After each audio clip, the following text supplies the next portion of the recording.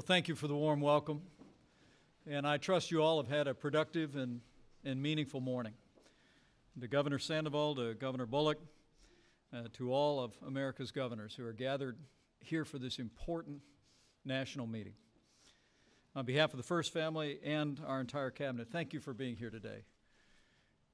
And more importantly, thank you for your service to the people of your state and to the people of this nation. We are proud of our governors across America. One year ago, President Trump told all of you at this gathering that, in his words, under this administration, we're going to have a true partnership of collaboration and cooperation with governors in America. And as a former governor, I'm very proud to see the progress that we have all made together for the American people. Since day one of this administration, we've been partnering with each and every one of you in good times and in challenging times. We've been working on the issues that matter most to the American people: jobs, energy, combating opiate abuse, land management, and so much more. We've been inspired. We've been inspired by the leadership of governors of our states and territories in the midst of hurricanes and wildfires, and we commend our governors for your outstanding leadership in these challenging times. Thank you.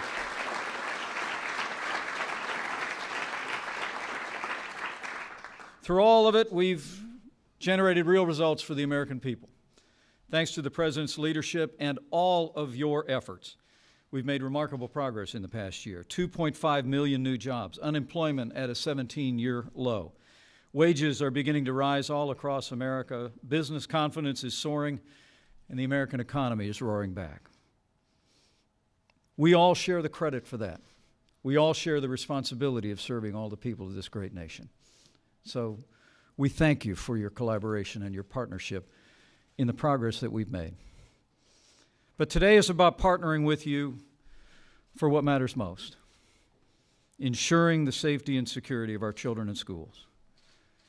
As President Trump said in the immediate aftermath of the horrific attack in Parkland, Florida, no child, no teacher should ever be in danger in an American school. And President Trump, as he will reiterate to you today, President Trump has made school safety our administration's top priority.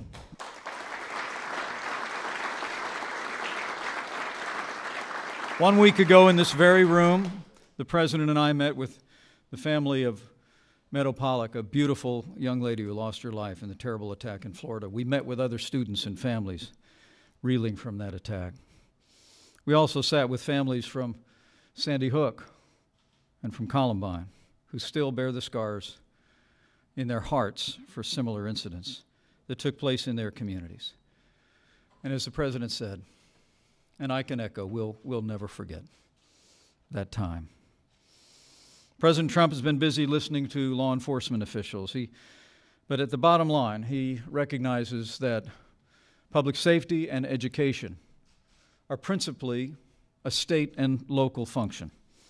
So today we want to hear from you, America's governors. We want to hear what you're doing. We want to hear your ideas for reform at the federal level.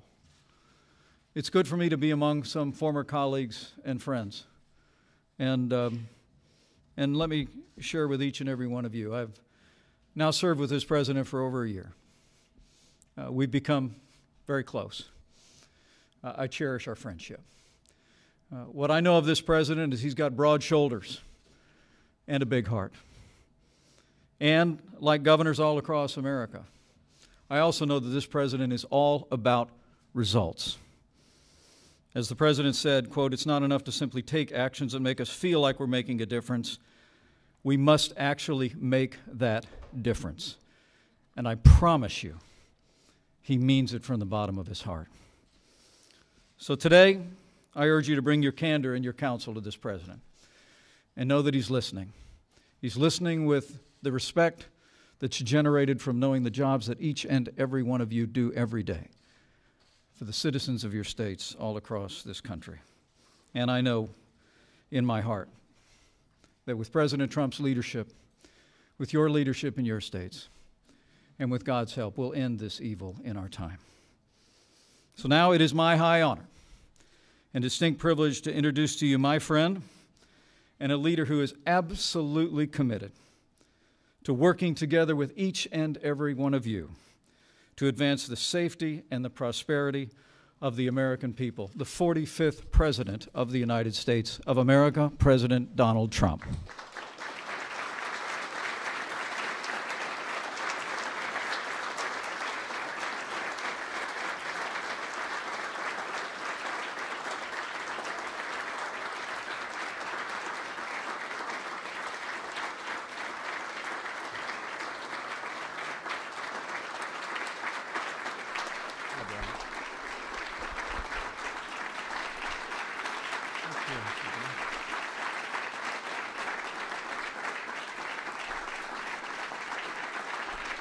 Thank you. Thank you, everybody. Rick, thank you very much. And I want to thank our Vice President for that really lovely introduction. That was very nice, Mike, and I appreciate it. This is a time of great opportunity for our country. We've created nearly 3 million jobs since the election, a number that nobody would have thought possible. You go back and take a look at what they were saying just prior to the election. Nobody thought it was even possible. And we've done many other things, as you know, and I won't go over them because I want to be hearing from you today. But many other things that, frankly, nobody thought possible. GDP, 3.2, 3. I think we're going to have another really big one coming up this current quarter. Maybe a number that nobody would have thought would ever be hit. But I think we're going to have a very good number because of the stimulus, because of the massive tax cuts that we're all benefiting. Whether you're Republican or Democrat, you're benefiting tremendously from those tax cuts. Apple's investing $350 billion in the United States.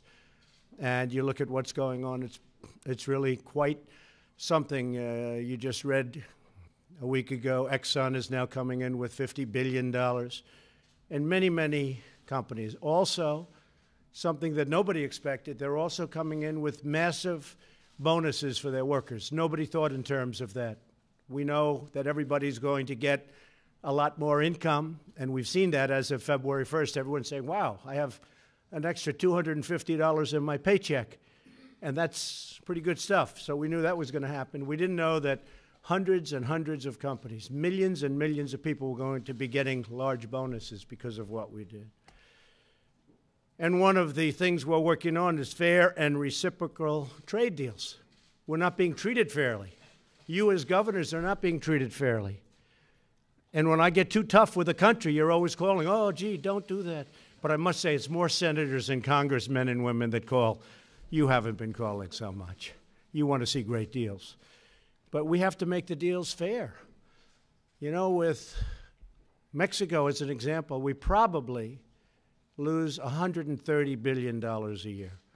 Now, for years I've been saying, for the last year and a half, I've been saying $71 billion, but it's really not. And they have a VAT tax of 16%, and we don't have a tax. And at some point, we have to get stronger and smarter, because we cannot continue to lose that kind of money with one country. We lose a lot with Canada. People don't know it. Canada is very smooth. They have you believe that it's wonderful, and it is for them. Not wonderful for us, it's wonderful for them. So we have to start showing that we know what we're doing. World Trade Organization, a catastrophe. China became strong. You look at it. It was going like this for years and years and hundreds of years. It was going just like this. I have great respect for President Xi, by the way.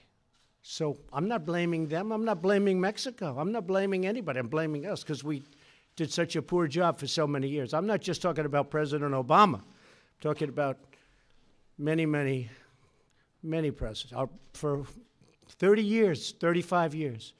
But World Trade Organization makes it almost impossible for us to do good business. We lose the cases. We don't have the judges. We have a minority of judges. It's almost as bad as the Ninth Circuit. Nothing's as bad as the Ninth Circuit, but it's almost as bad. Speaking of that, DACA is going to be put back into the Ninth Circuit. You know, we tried to get it moved quickly because we'd like to help DACA. I think everybody in this room wants to help with DACA. But the Supreme Court just ruled that it has to go through the normal channel, so it's going back in, and there won't be any surprise. I mean, it's really sad when every single case filed against us is in the Ninth Circuit. We lose, and then we do fine in the Supreme Court. But what does that tell you about our court system? It's a very, very sad thing. So DACA is going back, and we'll see what happens from there. So we want fair trade deals. We want reciprocal trade deals. Scott Walker has a wonderful company called Harley-Davidson in Wisconsin, right? Great. So when they send a motorcycle to India, as an example, they have to pay 100% tax, 100%. Now, the Prime Minister, who I think is a fantastic man, called me the other day. He said, we are lowering it to 50%. I said, okay, but so far we're getting nothing. So we get nothing, he gets 50, and they think we're doing, like they're doing us a favor. That's not a favor. And you know what I'm talking about. It's a great company. When I spoke with your chairman or the president of Harley, they weren't even asking for it because they've been ripped off with trade so long that they were surprised that I brought it up. I'm the one that's pushing it more than they are. But it's unfair. And India sells us a lot of motorbikes. So when they have a motorbike, a big number, by the way, they have a company that does a lot of business. So they have a motorcycle or a motorbike that comes into our country, the number is 0. We get 0. They get 100%. Brought down to 75, brought down now to 50. Okay. And I wasn't sure. He said it so beautifully. He's a beautiful man. And he said, I just want to inform you that we have reduced it to 75, but we have further reduced it to 50. And I said, what do I say? Am I supposed to be thrilled? And that's not good for you people, especially as governors. It's just not right. And we have many deals like that. Now, with all of that being said, let's talk China. Because China, we probably lost $504 billion last year on trade. $504 billion. I think that President Xi is unique. He's helping us with North Korea, who, by the way, wants to talk. As of last night, you heard that. They want to talk. And we want to talk also only under the right conditions. Otherwise, we're not talking. You know, they've been talking for 25 years. Other presidents should have solved this problem long before I got here. And they've been talking for 25 years. And you know what happened? Nothing. The Clinton administration spent billions and billions of dollars. They gave them billions. They built things for them. They went out of their way, and the day after the agreement was signed, they continued with nuclear research. It was horrible. The Bush administration did nothing, both. The Obama administration wanted to do something. He told me it's the single biggest problem that this country has. But they didn't do anything. And it would have been much easier in those days than it is now. I think most people understand that. But we've been very tough with them. China's been good, but they haven't been great. China has really done more probably than they've ever done because of my relationship. We have a very good relationship.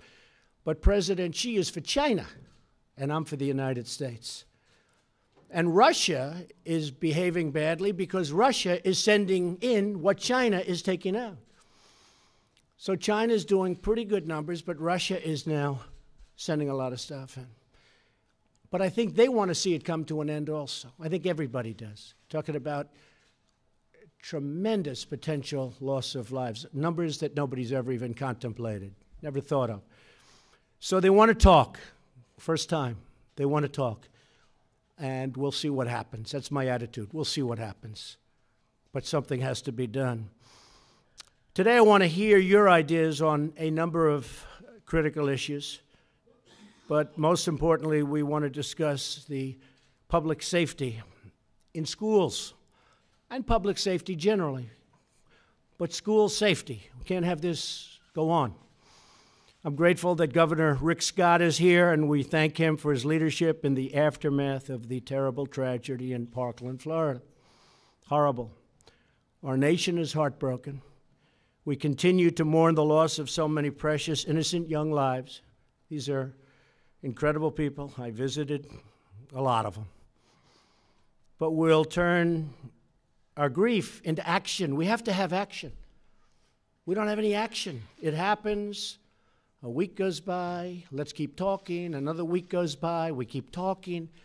2 months go by. All of a sudden, everybody's off to the next subject. Then when it happens again, everybody's angry, and let's start talking again. We got to stop. By the way, bump stocks, we're writing that out. I'm writing that out myself. I don't care if Congress does it or not. I'm writing it out myself, okay?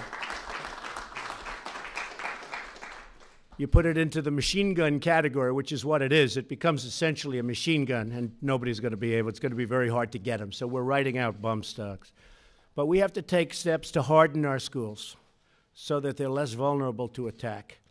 This includes allowing well-trained and certified school personnel to carry concealed firearm. At some point, you need volume. Now, I don't know that a school is going to be able to hire 100 security guards that are armed. Plus, you know, I got to watch some deputy sheriffs performing this weekend. They weren't exactly Medal of Honor winners, all right?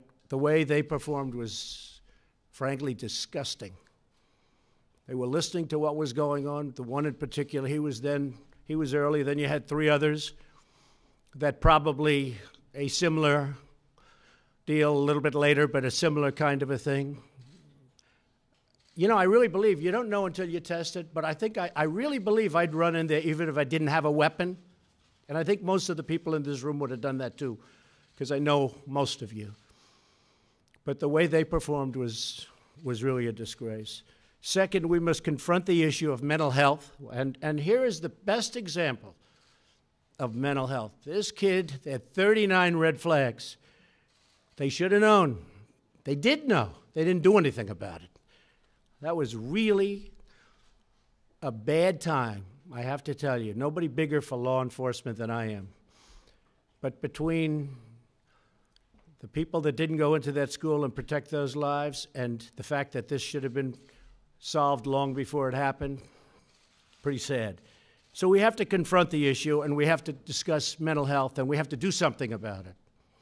You know, in the old days, we had mental institutions. You had a lot of them. And you could nab somebody like this because, you know, they did. They knew something was off. You had to know that. People were calling all over the place. But you used to be able to bring him into a mental institution, and hopefully he gets help or whatever, but he's off the streets. You can't arrest him, I guess, because he hasn't done anything, but you know he's like a boiler ready to explode, right? So you have to do something.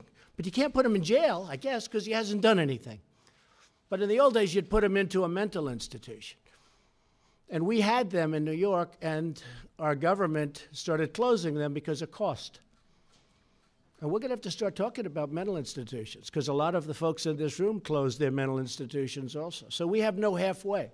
We have nothing between a prison and leaving him at his house, which we can't do anymore. So I think you folks have to start thinking about that. Third, we have to improve our early warning response system so that when friends, family, and neighbors do warn the authorities about a violent or dangerous individual, action is taken quickly and decisively. Look, you had the one mother, if you remember, in Connecticut, how horrible that was. She was begging to take her son in and help him do something, anything. He's so dangerous, and nobody really listened to her. And he ended up killing her. And then the rest, you know what happened? It was a horror. But she was begging to do something about her own son. Recently, you had a grandmother that got to see the notes of her grandchild, and she reported him, and they nabbed him. He was ready to go in for a school, it looked like. She reported him. And there, the law enforcement did a very good job. Fourth, we must pursue common sense measures that protect the constitutional rights of law-abiding Americans while keeping guns out of the hands of those who pose a threat to themselves and to others. And fifth, we must strive to create a culture in our country that cherishes life and condemns violence and embraces dignity.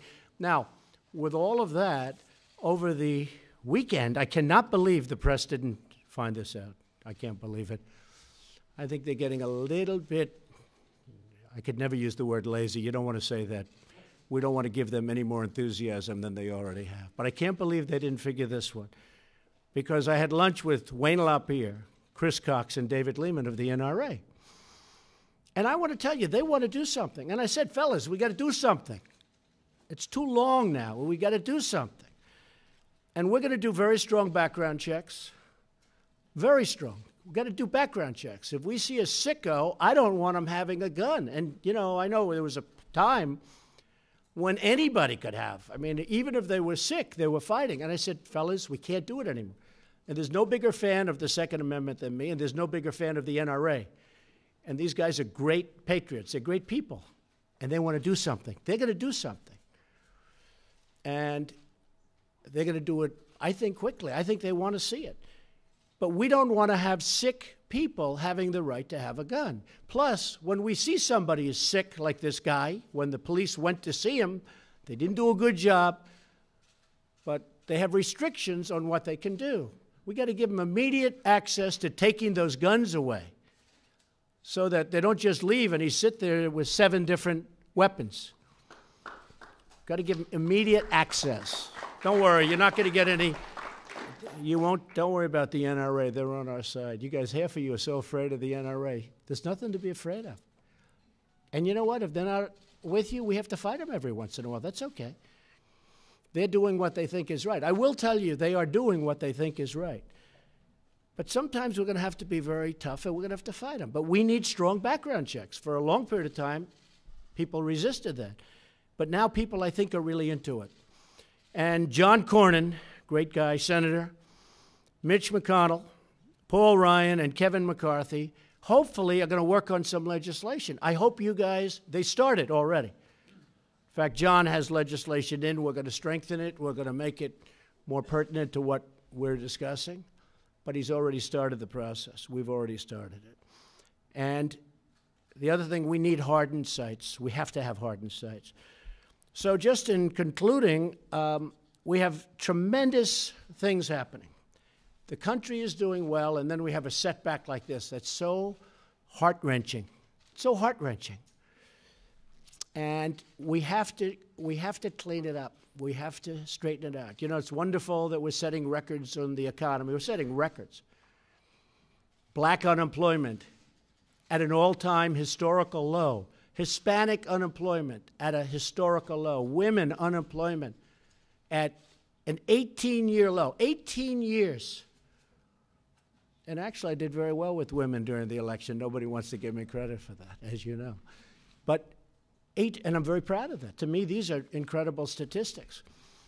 And very importantly, our companies are doing well. The fundamentals are literally beyond what anyone's ever seen. This isn't a bubble. You know, there was bubbles in the past because these companies were valued and nobody understood where's the money? Where's the money? And these are really strong companies we're building now. We have tremendous underlying value. I want to bring the steel industry back into our country. If that takes tariffs, let them take tariffs, okay? Maybe it'll cost a little bit more, but we'll have jobs. Let it take tariffs. I want to bring aluminum back into our country. These plants are all closing or closed. Recently, we put a tariff on washing machines because we were getting killed, believe it or not, on washing machines and solar panels. That was 2 months ago. You have to see the activity on new plants being built for washing machines and for solar panels. We had 32 solar panel plants. Of the 32, 30 were closed, and 2 were on life-to-life resuscitation. They were dead. Now they're talking about opening up many of them, reopening plants that have been closed for a long time. And we make better solar panels than China. One of the knocks were that the solar panels were lousy. They weren't good. We make a much higher quality solar panel. So after 2 months, We're opening up at least 5 plants, and other plants are expanding on the washing machines, which, by the way, it sounds like sort of a little hokey to say washing machines. It's a big business. It's a very big business. But then you look and you see like, I won't mention countries. I would never do that. But how many Chevrolets are in the middle of Berlin? How many Fords are in the middle of Tokyo? Not too many. In fact, Ford sort of closed up their operation in Japan because they couldn't get cars in there. I spoke to Prime Minister Abe, another great friend of mine. He's a great person. But I said, listen, you're sending us millions of cars, and if we send you one, and if we make it so perfect, they actually told me a case where they made this car so good. They spent a fortune. They had the best environmental, the best this, the best skins, the best everything you can have in a car, the best safety. They brought it in, and after inspections that lasted forever, it was rejected. You see, that's a form of tariff, too. Maybe that's a more deadly form of tariff. That, to me, is just as deadly as 50% and 25% and 100% in many cases. So we're going to straighten it out. We've already started. I mean, the first year is just, we laid the seeds. You know, a lot of it is statutory, where you can't do anything unless you go through a process. Well, now, through our great team, we've gone through that process. Many of this, in other words, you'll do a rule, you have to wait 90 days. That's sort of what's happening with the bump stocks. I'm waiting for the next process, but it's gone. Just don't worry about it. It's gone. Essentially gone, because we're going to make it so tough that you're not going to be able to get them. Nobody's going to want them anyway. You know, bump stocks, you shoot rapidly, but not accurately. I don't know if you have ever heard what a bump stock does. The bullets come out fast, but you don't know where the hell they're going. That's why nobody even really too much came to its defense. But he used it in Las Vegas. He was using bump stocks in Las Vegas, as you know. So we're getting rid of them. So you're going to ask questions. I'm going to help you folks. We're going to get all of the things that we want to do, whether it's transportation, whether it's safety, whether it's law and order. One of the things that the past administration would not do is give this incredible equipment that we have, excess military equipment. Wouldn't give it to your police. Would not give it to your law enforcement. They didn't like the idea, the administration, of armored vehicles. I guess maybe they'd rather have, you look, why wouldn't they want that? People were in danger. People were being killed. People were being shot. People were being hit with rocks during some bad times in some rough places. And we've given out hundreds of millions of dollars worth of our excess military equipment to your police forces. And I will tell you, every time I go to one of your cities, they come up to me, the police, and they say, thank you so much for that equipment. We feel so much safer, where they can go in an armored van up to a site and not worried about being shot or hit in the head with a rock. And to me, it's common sense, but, you know, what can I tell you? But I will say this, your group really appreciates it. So with that, I'm going to ask Brian to say a couple of words, and then we'll go around. We'll take some questions. Maybe we'll have Rick Scott come up second. And I'm here as long as you need me. Let's get it all out. We want to help the governors. We want to help our states. And we want to make our schools safe. Brian, please.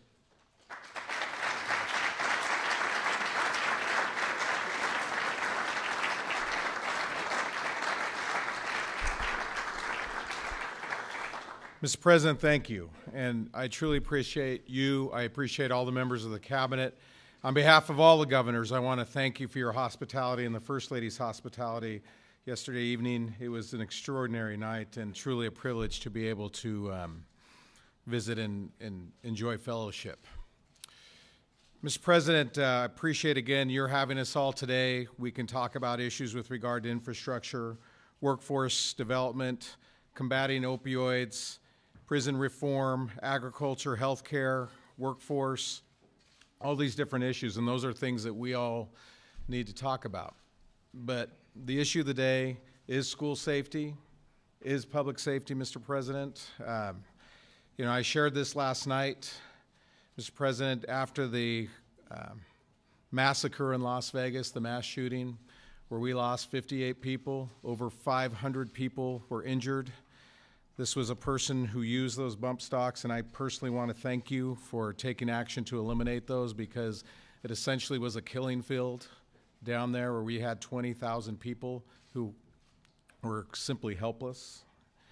And that is an important first step. You mentioned in your remarks school safety and public safety, and we need to have this national conversation with regard to what we're going to do. I suppose you were looking for some suggestions, some ideas, and it'll come in the form of questions as well, but I would suggest, Mr. President, with regard to the scope of the FBI background checks, if we could broaden those, Mr. President, because I know in my state, our background checks are much broader.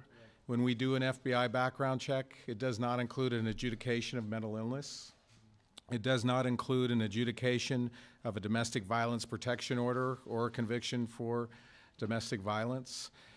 I think those are things that absolutely need to be included, and there are other categories that would be included in an expansion of FBI background checks. We talked about this at dinner with regard to Governor Scott, and again, my heart goes out to you and to the victims there in Florida and Texas and everywhere else where this has happened. And we need to have this national conversation. We need to bring the strength, the wisdom of all the governors and everyone else across the country to have this conversation.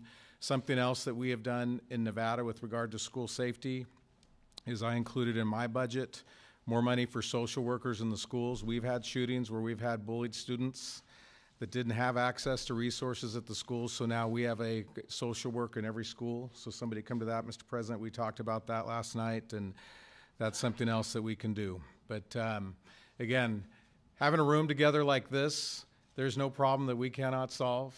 Every one of us brings a unique experience that we can come to solve this problem. You're right, Mr. President, as a parent of a daughter who attends a middle school where there was simply a rumor that something could happen, and one day later, half the school was absent. We can't have parents living in fear. We can't have students living in fear. They can't teach. The kids can't learn, and it's just no way for our education system to operate. So I know that I'm going to offer my experience to you, Mr. President, and I think I can speak for all the governors of the United States of America that we're here to solve this problem once and for all. You are right. We need to take action now. The status quo is unacceptable. So with that, God bless you, Mr. President. God bless our great country. Thank you.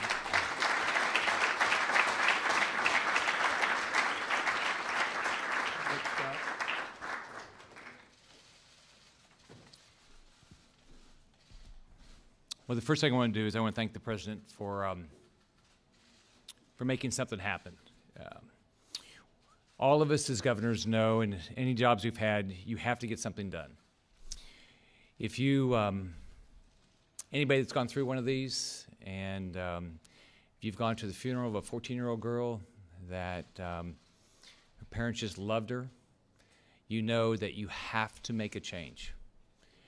So what we've done in the last, I guess it's a little less than 2 weeks, we've looked at what other governors have done. We've brought people together. I'm very appreciative of what the President's done by bringing us all together to talk about this, and also what he did last week by bringing people together, because it's created momentum to make sure something happens this time, that we don't go through this and nothing happen. So in our state, the way I've done this is I've broken it down into 3 things. Number one, we're going to have school safety.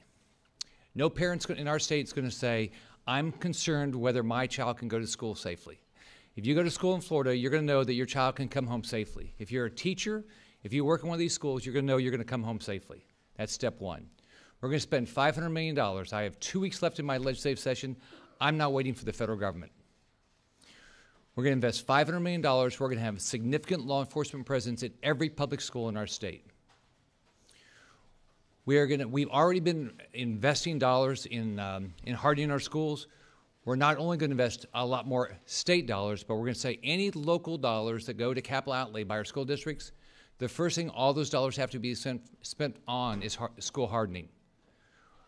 It's the most important thing we can do is harden these schools. So we're going to do it. Number two, and by the way, the way it's going to happen is our sheriffs are going to oversee how all the money is spent to make sure that the money is spent the right way. There'll be a plan annually, and the money will be spent the right way. Number two, mental illness. We're going to have mental health counselors in every school to make sure that all of our students can go through counseling or meet with a mental health counselor as often as they want. We're going to do it. We're also going to have threat assessment teams. Virginia did that after their shooting. We're going to have that in all of our schools where you'll have children, families, juvenile justice, teachers, principals, local law enforcement all together and say, what are the threat assessments in our schools? We're going to do that. Next, we're going to invest more dollars in mental health in our children and families program. We do that around our state, but we're going to invest more dollars to make sure we have youth teams all around our state to help them. Finally, you're not going in Florida have access to a gun. If you're struggling with mental illness, are you going to make violent threats? You're not going to have access to a gun in our state. You shouldn't have access to a gun, and you're not. So what we're going to do is we're going to have a violent threat restraining order that a family member, a mental health individual, or law enforcement can go to the court system. There'll be due process, but they can make sure that you don't have access to a gun. If you've been involuntarily committed because you're a threat to yourself or others, you will not have access to a gun. You'll have to give those guns up. There'll be due process. You can get those guns back, but we're going to make sure that doesn't happen. We're going to make sure as you do background checks, all this information is out there so we can make sure we know who has the guns. So in our state, we are going to get all this done. I'm going to get it done in the next 2 weeks. I've been talking to my legislative leadership every day. They're committed to be a partner. But in Florida, I want to make sure every parent knows that their child is going to come home safe and sound every day. Thank you, Mr. President.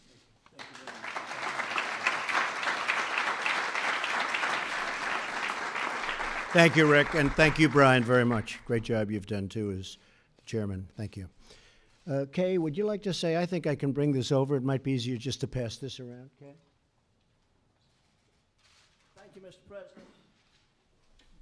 Like you, I believe that the local officials have an awful lot of insight into what each school needs to provide public school safety.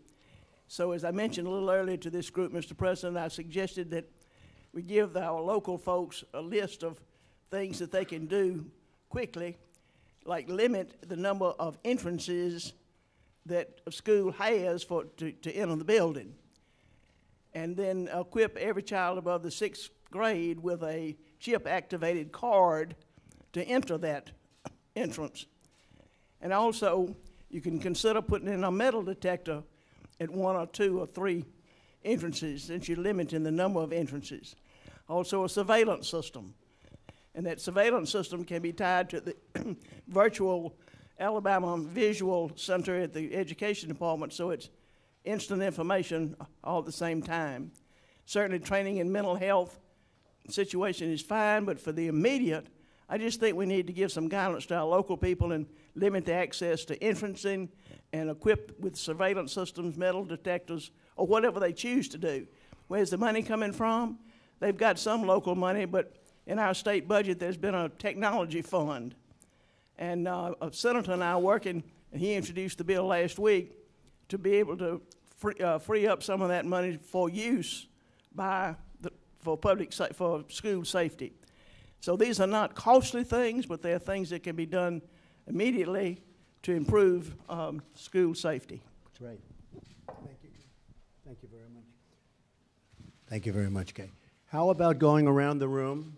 Anybody has some great ideas or suggestions? Governor? Thank you, Mr. President. 2 comments, one from the state of Washington. Right. Thank you. We have a program called the Extreme Risk Protection Order System that has been supremely effective in allowing family members that realize there's a risk to have them separated from their firearm. It involves a judicial decision, it involves a hearing, and it has saved lives, I'm sure, in the state of Washington.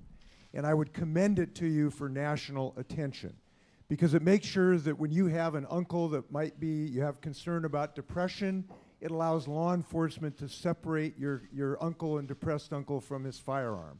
Right. If you have somebody in your family that might have some violent tendencies, after a hearing, an ex parte or a potential ex parte order, you get an order to actually allow law enforcement to remove them. It's been in operation for a year. It's been extremely successful. I would commend it to you. Second issue. Now, I know that you have suggested arming our teachers.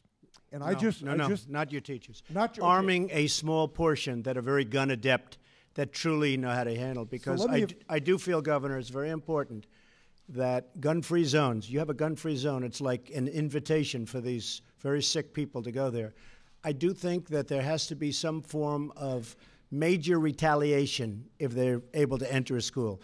And if that happens, you're not going to have any problems anymore because they're never going to the school. You're never going to have a problem. So it would just be a very small group of people that are very gun adept. Anyway, go ahead, Governor. If I may respond to that, let me just suggest whatever percentage it is. I heard at one time you might have suggested 20%. Whatever percentage it is, speaking as a grandfather, Right. speaking as a governor of the state of Washington, I have listened to the people who would be affected by that. I have listened to the biology teachers, and they don't want to do that at any percentage. I've listened to the first grade teachers that don't want to be pistol packing first grade teachers. I've listened to law enforcement who have said they don't want to have to train teachers as law enforcement agencies, which takes about 6 months. Now, I just think this is a circumstance where we need to listen, that educators should educate, and they should not be foisted upon this responsibility of packing heat in first grade classes. Now, I understand you have suggested this, and we suggest things, and sometimes then we listen to people about it, and maybe they don't look so good a little later. So I just suggest we need a little less tweeting here, a little more listening, and let's just take that off the table and move forward. All right, thank you very much. You know, we have a number of states right now that do that. And I think with that in mind, I'll call on Greg Abbott, great governor of Texas. Greg? Right here. You have it? Sure. Texas authorized schools to adopt policies to implement a school marshal program where individuals would be trained to have a weapon and to be able to use that weapon. And we now have well over 100 school districts in the state of Texas where teachers or other people who work in the school do carry a weapon and are trained to be able to respond to an attack that occurs. Now, it's not always a school teacher. It could be a coach. It could be an administrator. It could be anybody who works in that school. But it's a well-thought-out program with a lot of training in advance. And candidly, some school districts, they promote it because they will have signs out front, a warning sign that be aware there are armed personnel on campus, warning anybody coming on there that if they attempt to cause any harm, they're going to be in trouble. Well, I think that's great. And so essentially what you're saying is that when a sick individual comes into that school, they can expect major trouble, right? Major trouble. The bullets are going to be going toward him also. And I think that's great. And you know what's going to happen? Nobody's going into that school, Greg. That's a big difference. That was really well said. Thank you very much. Anybody? The governors are so quiet. I can't believe it.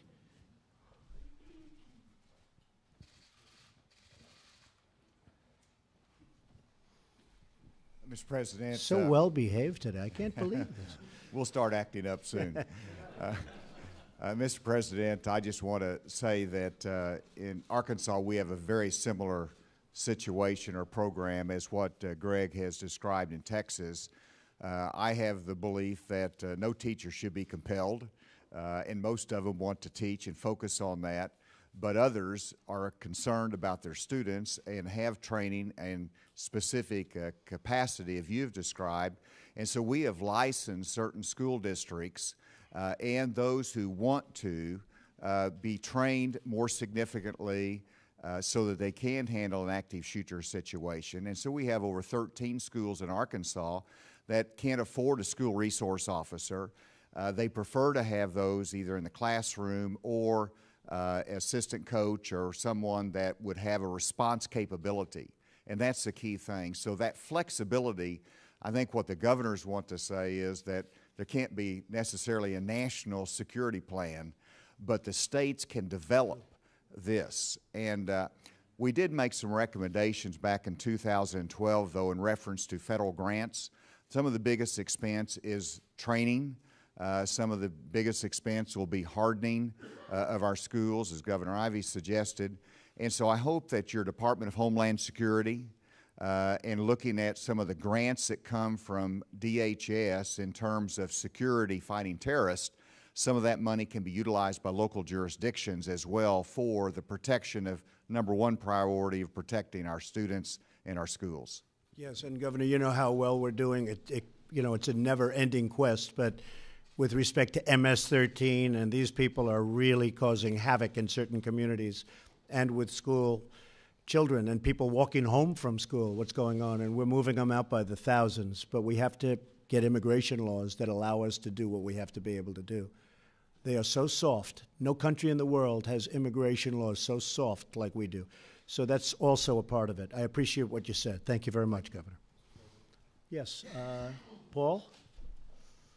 Mr. President, I would ask that you address the Congress and ask them to look at the HIPAA laws, particularly with mental illness, because we need help from the federal government to loosen up the law so that we can do the truly good background checks on people.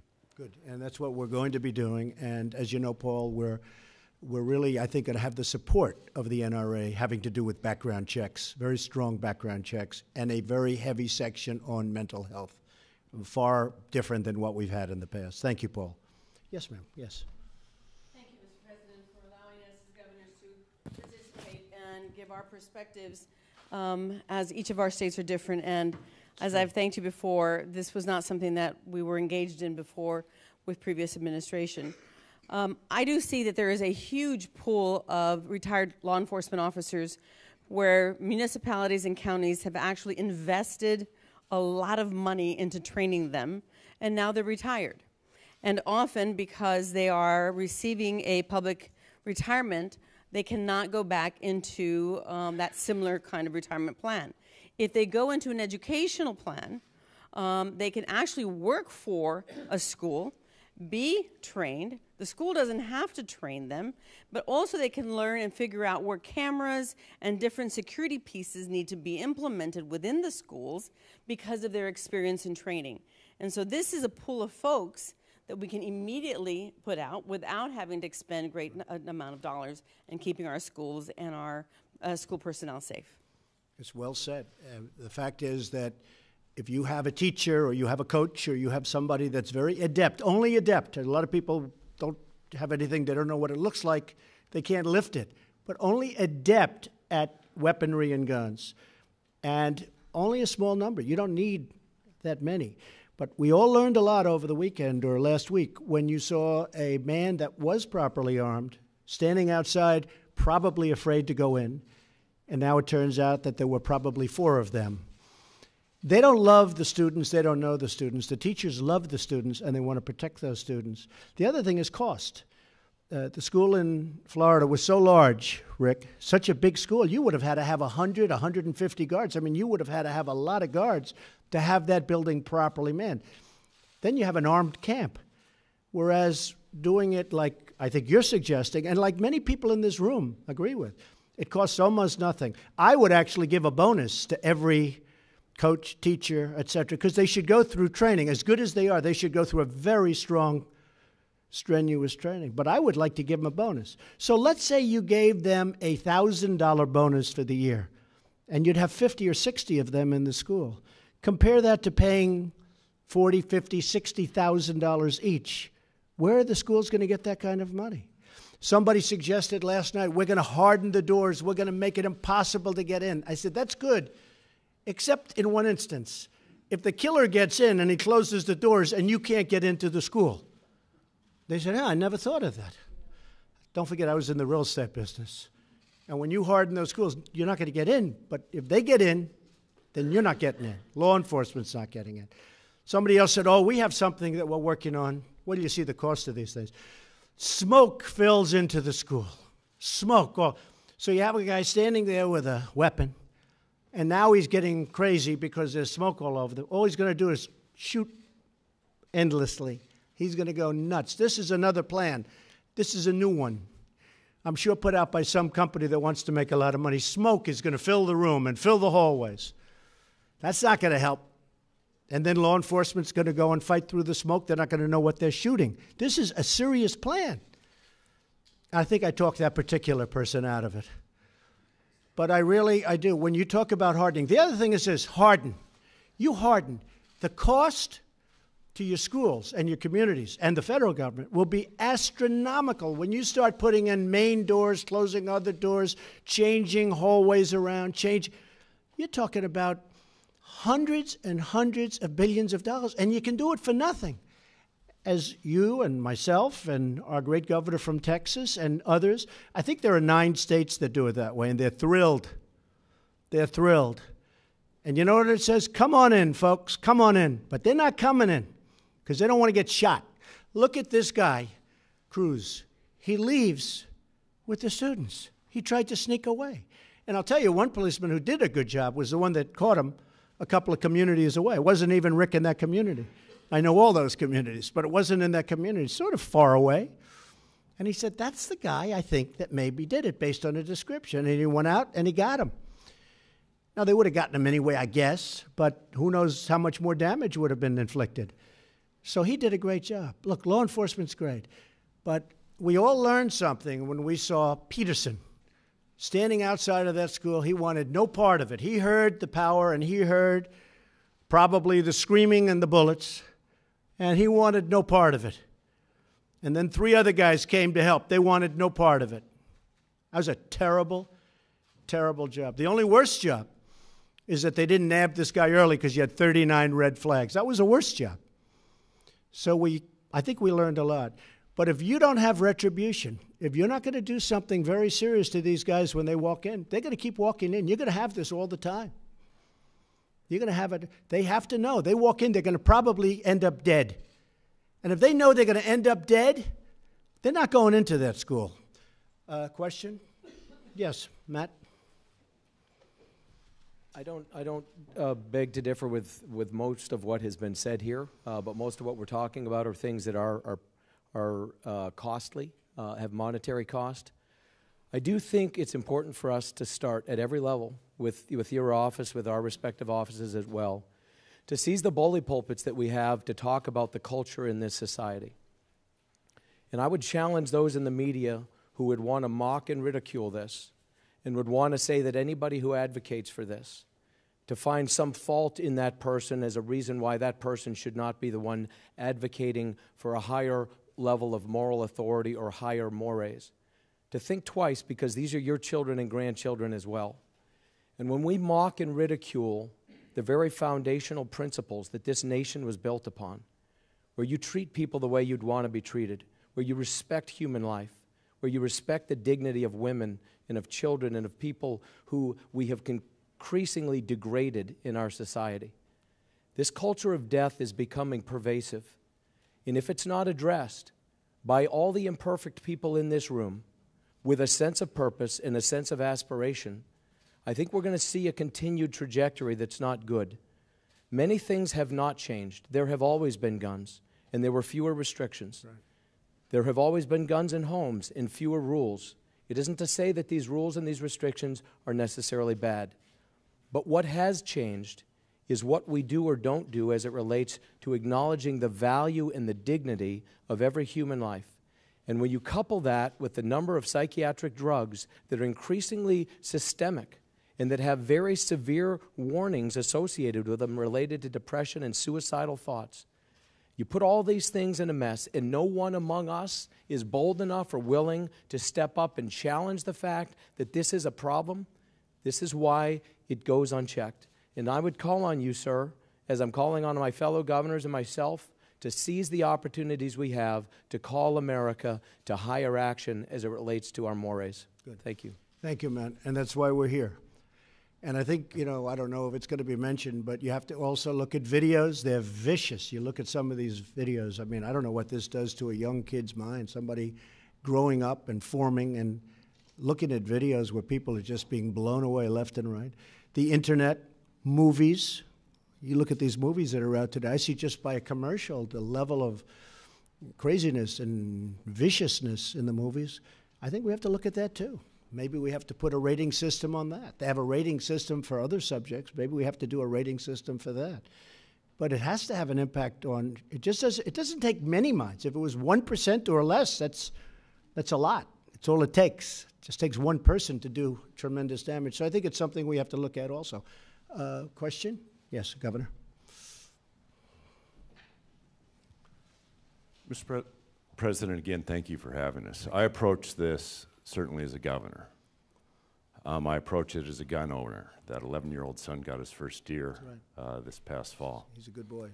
I approach it as a victim. I had a nephew shot and killed, an 11-year-old on a playground. I approach it as a parent with 3 young kids saying, just like every other parent, grandparent, we need to do everything we can to keep our kids safe. I think parenthetically, sometimes the language that we use can help define some things. That certainly understand the idea of hardening schools, but that seems like we're hardening potential military targets. I think we as leaders need to be saying we're going to do everything we can to make that school safe for the kids. I think that there are steps, and many of them you begin to reference, that we could take that could make a difference. If we can look at this as a public health issue. You mentioned the NICS system. We can improve the instant check system. And we also know about 1/4 of the guns that are sold don't even get into that system. So a universal background check. We know that 10% of our homicides each year are in intimate relationships. So the orders of protection, the domestic violence, making sure that's in NICS. As Governor Scott mentioned, red flag laws. Making sure that law enforcement and families have a way, still using due process, to actually remove guns from people that might be that imminent threat. Right. I applaud you on bump stocks. That's one of those things that there is no other reason. And we could certainly look at the higher magazine capacity as well as one of those things that you probably don't need. And I encourage you as you go on the path of looking at what you can do in schools. I used to be Attorney General and ran the Law Enforcement Academy too, and would graduate these peace officers each and every year. I want to make sure if somebody is armed in a school, that they have that training, that we know that he or she, it's much more, as I think you recognize, than just carrying concealed, that they have that training that I as a parent can say that this person under pressure will know what to do with a firearm before we start introducing the firearms into our schools. I think we're at a unique, hopefully we're at a unique moment where certainly, as I said, 43 times since I've been governor, been asked to lower the flags. 12 of them have been for mass shootings in the last 5 years. It's almost on the one hand to the point that we're getting desensitized, but on the other hand, here is a moment where everybody's talking, where we can hopefully start saying, what could actually meaningfully impact this, not just for today, but for the future. So thank you so much, and I hope that those areas you'll certainly take both the bully pulpit and the leadership in Congress. Thank you very much. Great points. It was great being with you last night. You mentioned 2 words, under pressure. And a lot of people never really know what that means because, they train a whole life. Look at Peterson. Look what he did in Broward, where he thought he was probably a brave guy, but he wasn't a brave guy. Under pressure, he choked, and other people choked. I mean, a lot of people choked in that case. And we have to have people trained. We have to, you have to have some kind of a budget where it works. When many of the governors happen to, like the idea of trained people within schools, but the press has to get the word out honestly. For instance, I went through a very detailed, it could be 10%, could be 5%, could be 20%. These are really gun-adept people. Very few people would qualify. On top of being gun-adept, they have to go to school and they have to learn, and maybe there'll be a bonus given to those people, and maybe there should be, frankly, because they should go on a yearly basis to school. They start with training and then they have additional training every year, and I think they should get a bonus, but it's a very small amount of money compared to what it would cost. I think it would be very effective. But when the press covered it, the headline was, Trump wants all teachers to have guns. Trump wants teachers to have guns. I don't want teachers to have guns.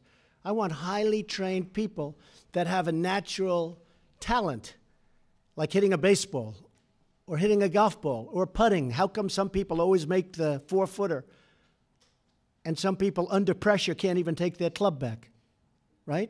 Some people can't take their club back. And you don't know what it is. Those words are, those words are hard to train for, but you want to have the number of people where people know they're going to be, the bad guy has to understand that there's a big price to pay when they mess around with our students. You can't just say, oh, we're going to, harden our schools. We're going to blow smoke into the rooms. We're going to do all this stuff that is not going to work. You have to let people know that they're going to suffer the ultimate price. And you know what? And I said it before, you're not going to have incidents. They're not going to do it because they're innately cowards. But I love what you said. I agree very much with what you said. Question? Governor? Phil? Mr. President, October the 1st of 1997, Luke Woodham, 16-year-old student, came into Pearl High School in Pearl, Mississippi, after he had bludgeoned his mother to death that morning with a .30-30 lever-action rifle, killed 2 students, and began to shoot at others. A vice principal, who was an Army Reserve officer, went to his vehicle, retrieved his 1911 .45, and stopped that shooter before he could kill other children in Pearl, Mississippi. When I heard you speak of your idea, that was the concept I believed in. Find that Army Reserve vice principal, give him the training he necessarily needs, arm him, and stop this madness. Thank you. Thank you, many of these people are teachers, too. They're retired. They're 20 years in the Marines. They can handle a weapon world class. They don't even need the training, but they should get it anyway. Everybody should have very strong training. But, you have many like General Kelly standing back there. I wouldn't mind if he was a teacher. I'd like him to be our teacher. And if he happened to be concealed, carrying concealed, I'd feel very good about that. That, to me, is better. And he's on the site. Don't forget the other thing, Phil. They're on the site. They're not outside. They're not 20 minutes away in a police station where an alarm rings and they go. And by the time they get there, they don't know the school. They don't know the floors. These people know everything intimately. I think it works. Look, I've been watching this I've only been doing this for 2.5 years. After that, I was a civilian, and I had a nice life. I had a very easy, nice, beautiful life. I actually got great press. I was the king of getting good press, Governor. You know that? It was only when I did this that I got bad press. But you know what? I've been watching this, folks, from a different slant. Many of you, most of you, have been politicians for a long time. I've been watching you, I've been watching everybody for 30 years. I've been watching this situation. Nothing's done. It's the same thing. Nothing's done. They have a meeting, they all go home. 2 weeks later, it's a little bit sadly, and I hate to say it, other than the parents who are so devastated and the families that are so badly affected and the people that were hit. Nobody ever talks about the wounded. They talk about the 17 dead, but I saw people that were so seriously wounded. Nobody ever talks. The maniac on the West Side Highway that ran over 8 people, they keep saying he killed 8 people. He just it's essentially a park. It's like a beautiful stretch along the Hudson River that I know so well. He's going down 80 miles an hour down the West Side Highway, and he said, hey, look at those people. I'm going to turn it. And he killed 8 people. What they don't talk about are the 14 people that were devastated. They go to put themselves in shape and to work out, and they're very proud, and they end up missing a leg and missing an arm, or missing 2 legs and an arm. And nobody ever talks about those people. They talk about the people, obviously, that died. They don't talk about the people that are so devastated. And you have that. You have many people. I saw a lot of those people. Hopefully they're going to be okay after a long time in rehab. But a lot of them won't be. And we've got to remember them, too. Those people are great people. Got to remember them, too. Okay, how about 1 or 2 more? Yes, Governor. Again, thank you. I've enjoyed hearing from my fellow colleagues of what's going on in their respective states. And it reminds me this is a very complex issue. There's no simple solution. Unfortunately for us, I think there's roles to play for the federal government, some of the things you're proposing.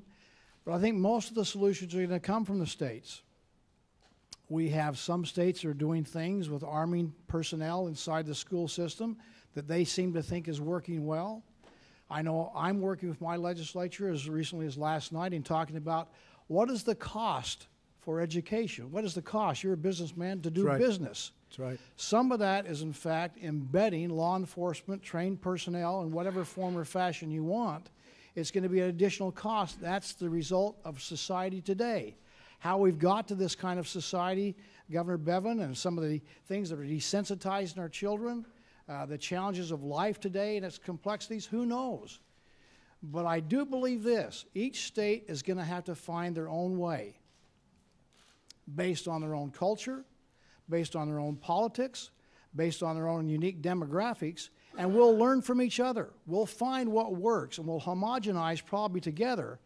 But the states, these little pilot programs, that's the beauty of our concept of federalism, and these states out there finding solutions to the problems that ail the people. This is the problem of today, safety in our schools.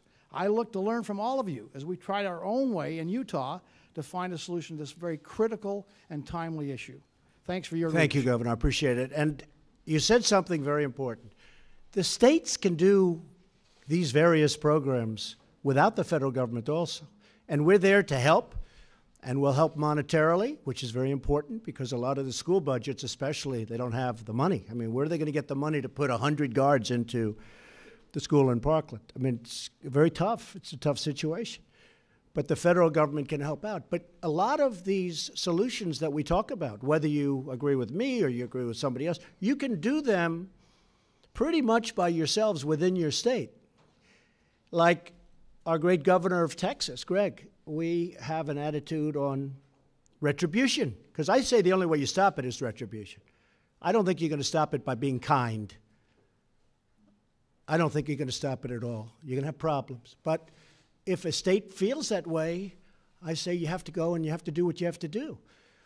I guess we have 9 states that are doing what you're doing, Greg, at least 9, and some are coming, and they're coming fast. But the states can do a lot of this work themselves. They can do most of it. And we'll back you up, regardless of what you want to do. If you agree or disagree with the state of Texas and other states that do it differently, I think that's fine. Just go and do it yourself. We will be there to help you no matter what your solution is. But this is largely a state issue in terms of that school security. And in many cases, it's a local issue. You know, in many cases, you don't even need approval from the state. You can go in as a school district and do what you have to do for the safety of your children. So my attitude is get it done and get it done properly. It is an honor to be with you, so many friends, and we're going to see you a little bit later. But I think this was a really great meeting. And Brian, I want to thank you very much. Thank you very much. Fantastic job. Thank you. Thank you very much, Senator. I appreciate it very much. I'll see you in a little while. Thank you. Thank you.